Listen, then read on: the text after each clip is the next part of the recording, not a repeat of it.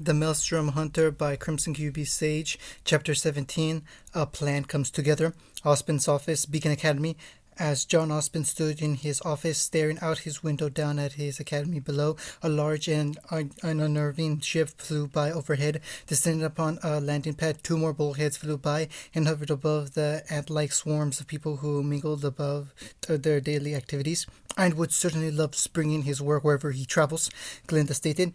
Well, running an academy and the military makes him a busy man, Ospin said, as three more bullheads flew by. But yes, those are a bit of an eyesore, a chirping beep sound repeated. Osmond turned to see a hollow message. Access requested appear on his desk. Come in, Osmond said. As soon as the words left his mouth, the door slid open to reveal a man with black hair with some areas being silver or gray in coloration, while his eyebrows were black in color and what appeared to be a streak of silver metal above his right eyebrow. He wore a white overcoat with a gray undercoat alongside a red tie and a white glove on his right hand. This man was James Ironwood, headmaster of Atlas Academy and general of the Atlas military. Ospin! Ironwood exclaimed cordially. Hello, General, Ospin said, standing at attention. Please, drop the formalities, Ironwood said, as they shook hands. Glinda approached as well. It's been too long, and Glinda, it has certainly been too long since we last met. Oh, James, Glinda said, giving a personable wave, and then dropped all pleasantries. I'll be outside, she said, walking away. Well, she hasn't changed a bit, Ironwood stated. So, what in the world has brought you all the way down from Atlas? Ospin asked, turning to his desk and picking up a mug and a kettle, pouring as he spoke. Headmasters don't typically travel with their students for the vital festival, he said, turning and offering the cup to Ironwood, the latter accepting the mug. Well, you know how much I love Vale this time of year, Ironwood said, pulling a canteen from his inside coat pocket and pouring its contents into his mug. Besides, with your hosting, I thought that this might be a good opportunity for us to catch up, he said, as Ospin walked around to his desk, kettle, and a new mug in hand.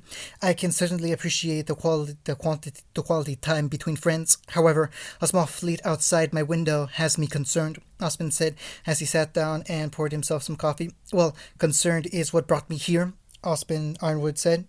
I understand that travel between kingdoms has become incredibly difficult, Ospin stated, and also with the discovery of the new kingdoms, one can never be too cautious. Oz, you and I both know why I brought those men, Ironwood stated. Ospin took a drink and placed his mug down on his desk.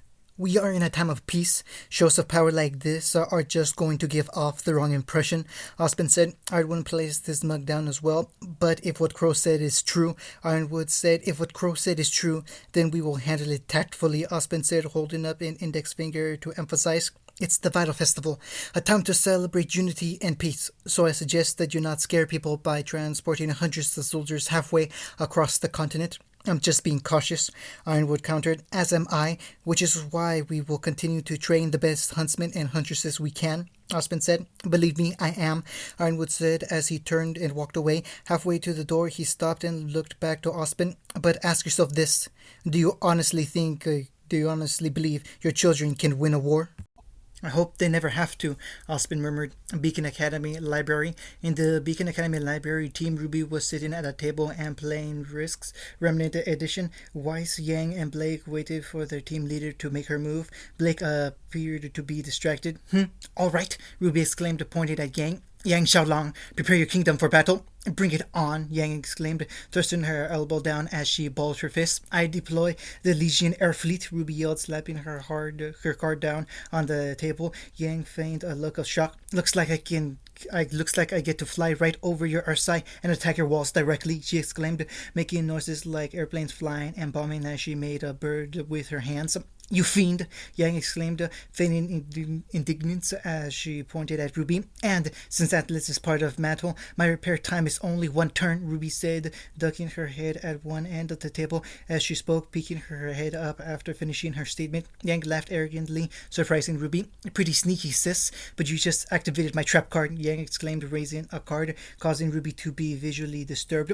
Giant Nevermore, she exclaimed, slamming the card in her hand down on the table. If I roll a 7 or higher, fatal feathers will slice your fleet in two.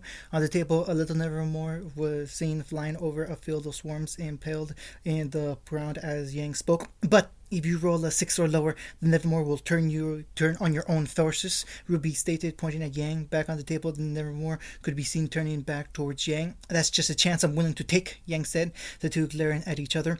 Meanwhile, with Team Juniper, Rena and Pyrrha were studying. John was reading a comic book, and Nora was drooling and talking in her sleep. Team Archfiend was nearby as well. Fu was studying, Han was fast asleep, Naruto was making a new sword scroll, and Roshi was not so discreetly drawing on Han's face with a black marker. Yang was suddenly heard shouting triumphantly, "No, my fearless soldiers!" Yang exclaimed. Most of them were androids, Yang stated. "Goodbye, my friends, you will be avenged," Ruby said. "Not until I draw my rewards, which are double this round thanks to Mr. Trade Route," Yang said, causing Ruby to gag in frustration. "Oh, and what's this? The smugglers of Windheld," Yang added. Ruby gagged twice more. "I say, it looks like I'm taking 2 cards in my hand." A Nevermore player piece was tossed over John's shoulder as Pyrrha confiscated his comic book in exchange for a textbook. Pyrrha began reading the comic book as another piece bounced off of John's head. "Have you no heart?" Ruby cried out, collapsing on the table, comically crying. "No!" "Well, Weiss, it's your turn," Yang said. "I have absolutely no idea what's going on," Weiss said. Yang slid up beside Weiss and placed her hand on her shoulder. "Look, it's easy. You're playing as Vacuo, which means that all Vacuo-based cards come with a bonus," Yang stated. "That sounds dumb," Weiss said as Yang began looking through Weiss's cards. "See, you've got Sandstorm, Desert, Scavenge." Oh, Yang exclaimed, pulling up a card to show Weiss. "Resourceful Raider. See, now you can take Ruby's discard air fleet and put it in your hand." "Okay," Weiss said, "and since Vacuo Warriors have endurance against natural-based hazards, you can use Sandstorm to disable my ground forces and simultaneously infiltrate my kingdom," Yang said, pointing a finger at Weiss. "Just know that I will not forget this declaration of war," she added, pulling away and returning to her seat. "And that means," Weiss uncertainly said, You're just 3 moves away from conquering Remnant," Ruby answered. Weiss stood up as a thunderclap was heard, accompanying Weiss's overjoyed psychotic laughter. "Yes! Fear the almighty power of my forces. Cower as they pillage your home, and weep as they take your children from your very arms," Weiss exclaimed. "Trap card," Yang said, holding a card in her hand. "Huh?" Weiss questioned. "Your armies have been destroyed," Yang said, shuffling the pieces on the board. Weiss's pieces disappeared in a puff of smoke. "I hate this game of emotions we play," Yang said, slumping in her chair and tearing up. Ruby hopped into her lap. "Stay strong, Weiss. We'll make it through this together," Ruby cried out. "Shut up," Weiss exclaimed, pulling Ruby into a hug. "Don't touch me." "I still don't understand why you guys wouldn't let me play," Naruto stated, causing Yang and Ruby to look over at him with a deadpan expression. "Need I remind you of what happened last time you played this game?" Yang asked. Naruto struck a think pose as he recalled his last time playing the game. Mini flashback start. "It's time to duel. Get your game on, Databoyo," Naruto exclaimed, his hair lengthening and spiking up more, as well as changing in color to be a mixture of red, black, and blonde. "The heart of the cards is with me, Databoyo." Mini flashback end. "Oh yeah," Naruto said. "My hair got all poofy and changed color." With that statement, Ruby and Yang both face faulted at the same time.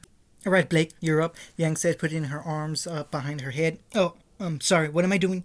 Blake asked. "You're playing as Vel, trying to conquer the kingdom's remnant," Yang stated. "Right," Blake said. "Hey, can I play?" John asked, approaching the table. "Sorry, John, we've already got 4 people," Ruby said. "Besides, this game requires a certain level of tactical cunning that I seriously doubt that you possess," Weiss said. You attacked your own naval fleet 2 turns ago," Roshi pointed out, causing Weiss to groan in annoyance. "Bring it on, Ice Queen. I'll have you know that I have been told that I am a natural-born leader," John exclaimed. "By who? Your mother?" Weiss questioned. And Pyrrha," John added. "Hello again," Pyrrha said, waving at the group. "Come on, let me play your hand for a turn," John pleaded, both hands folded together. "I'm not trusting you with the good citizens of Vacuo," Weiss exclaimed. "Why not? You've trusted me with way more important stuff before. I mean, you told us all that Blake is secretly a John started, but was stopped as Pyrrha darted over and slapped a hand over his mouth. "A fun-loving person whom we all admire and respect," Pyrrha stated. John laughed nervously. Everyone looked nervously at Blake, who appeared obviously annoyed at her secret was out. "Right, that ladies, enjoy your battle," John said with a bow as the blonde leader and his teammate walked away. "Sup, losers," Sunset appeared next to Team Ruby as he held his finger in a peace sign. "Hey, son," Naruto exclaimed. "Naruto, Roshi, Fu, Han, Ruby, Yang, Blake, Ice Queen," Sun said. "Why does everyone keep calling me that?" Weiss questions. I never got a chance to formally introduce you to my old friend, Sun stated. Aren't libraries for reading? Neptune asked. Thank you, Ren said, throwing his arms up. Pancakes, Nora exclaimed, popping her head up. Shut up, don't be a nerd, Sun said. Intellectual, okay? Thank you, I'm Neptune, Neptune said, giving a wave as he introduced himself. So, Neptune, where are you from? Weiss asked. Haven, Neptune replied, approaching Weiss, and I don't believe I've got your name, Snow Angel. I'm Weiss, Weiss said as she introduced herself. Are you kidding me? John complained.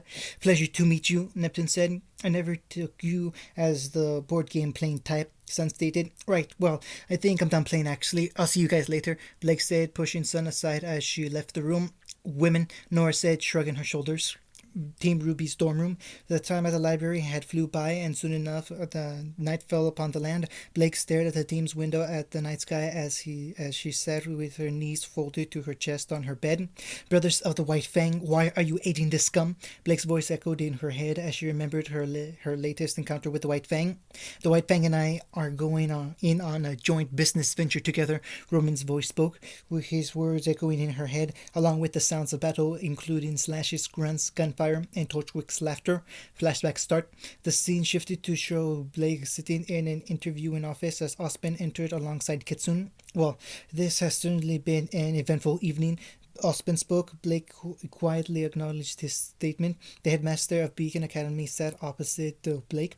I'm sure that after a night of 13 attempted robbery, you probably just want to go home and take a nap, but I was hoping that maybe we could have a chance to talk, Ospen stated. Of course, Blake said. Wonderful. As you know, in order to enroll at my academy, students must first pass a rigorous entrance exam.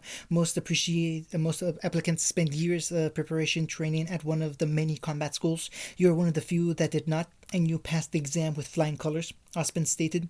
I was raised outside the kingdoms. If you can't fight, you can't survive, Blake stated. Well, you have most certainly survived, Blake. I admire your drive, and I am proud to run a school that accepts individuals from all walks of life, rich, poor, human. Faunus, Ospen said, taking a sip of his coffee while Blake glared at him. Why do you wear that bow, Blake? Why hide who you are? Ospen asked. You may be willing to accept the Faunus, Professor Ospen, but your species is not. Blake commented. True, but we are continuing to take strides to lessen the divide, Ospen retorted. With all due respect, you need to start taking some larger strides. Until then, I'd rather avoid any unnecessary attention. I want people to see me for who I am, not what I am, Blake said. And what are you? Ospen questioned. I don't understand what you're asking, Blake said. Well, how did you know the White Fang would be at the shipyard tonight? Ospen asked. I didn't. I just happened to be at the right place at the right time, Blake responded. You wouldn't have been the first, but what happened tonight was not an isolated incident. I may be your headmaster, but I'm also a huntsman, and it is my sworn duty to protect this world from the forces that conspire against it. Blake, are you sure there is nothing you would like to tell us? Ospen asked. I'm sure, Blake said. Very well. Thank you for your time, Miss Belladonna, Ospen said, standing up and heading to the door. He stopped at the door and turned to Blake. If you ever need to talk to me, please don't hesitate to ask, he said, exiting the room. Flashback end. We should have never let him play, Yang complained as the three other members of Team Ruby joined Blake in their dorm room. You're just mad 'cause the new guy beat you. See, if you had just attacked when I told you, none of this could have happened, Ruby said as the three entered the room. Blake began to approach the door to leave. At least it wasn't Naruto this time, Yang pointed out, causing Ruby to shrug in agreement. Stop, Weiss said, pointing at Blake, the latter's hand retracting from the doorknob. Lately you've been quite antisocial and moody. Have you met Blake? Yang questioned. Which, I get, is kind of your thing, but you've been doing it more than usual, which, quite frankly, is unacceptable. You made a promise to me, to all of us, that you would let us know if something was wrong, Weiss said, flipping through the air as 6 copies of her emblem flew through the air. So, Blake Belladonna, what is wrong? She asked, pointing her finger at Blake again. Only this time she was balancing precautiously on a chair's back feet. She quickly placed the chair away and returned to stand near the girl. I don't understand how everyone can be so calm, Blake said. You're still thinking about Torchwick? Ruby asked as she approached Blake. Torchwick, the White Fang, all of it? Something big is happening and no one is doing anything about it, Blake exclaimed. Osman told us not to worry. Between the police and the huntsmen, I'm sure they can handle it, Yang stated. Don't forget about those mysterious Ambu, Ruby added. I heard rumors that some of those people captured Raul Rodriguez a few days ago. Pfft, as if. Why said everyone knows that it was the police that caught Raul. The news confirmed it. Well, you guys think they can handle it, but I'm not. They don't know the white thing like I do, Blake said. Okay, between blowing up nightclubs, stopping thieves, fighting for freedom, and discovering this chakra thing that four of our fellow students have, I'm sure the three of you think that you're all ready to go out and apprehend these ne'er-do-wells, Wise stated. Who?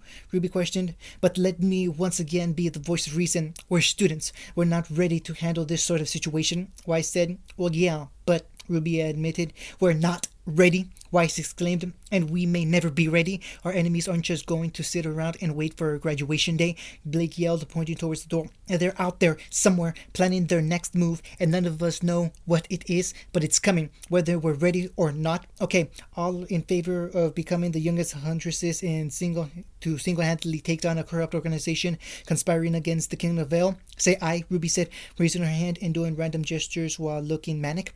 They marched to the dorm room. As the event of the day had come and passed, the fortune jerky had decided to rest for a bit. Suddenly, Naruto jolted up, his body rigid and his eyes dilated. Naruto, what's wrong? Fu exclaimed. I felt a disturbance in the force, Naruto muttered, as if someone is trying to break my record of youngest heroism to a country. Needless to say, the three other occupants of the room sweat dropped at their leader's antics. What kind of drugs are you on, dude? Roshi asked with a serious tone. I'll have you know that I do not take any drugs or condone the use of them, Naruto stated. Yet you claim you can see dead people, Han countered. I can, Naruto exclaimed in defense. Before Naruto could say anything else, a familiar ghost popped into the room. Naruto, I've come to haunt you, the also familiar busty blonde Shinigami said, waving her arms in a comical manner. Oh crap, I see dead people, Naruto said. Team Ruby dorm room. Yes, I love it when you're feisty, Yang exclaimed, pumping her fist enthusiastically. Well, I suppose they could be fun, Weiss said. None of you said I, Ruby complained. All right then, we're in this together, Blake said. Let's hatch a plan, Ruby exclaimed as she began gesturing. Yeah, Yang exclaimed, making double guns with her hands at Ruby. I left my board game at the library, Ruby gasped as she began freaking out. We're doomed, Weiss said, placing her hand to her head. I'll be right back, Ruby exclaimed, running out of the room and down the hallway. Oh, she stammered, looking up to who she ran into. Sorry, are you okay? I'm fine, an also familiar voice said. The person Ruby just bumped into stood at 5'4" and was female. She had fair skin, bright pink hair that went down to the end of her neck, and large green eyes.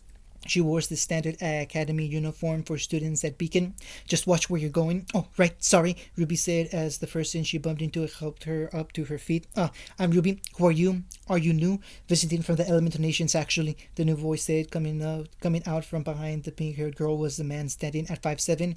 He had onyx black eyes, fair skin, and black chin-length hair that was spiky in the back with long bangs hanging on both sides of his face.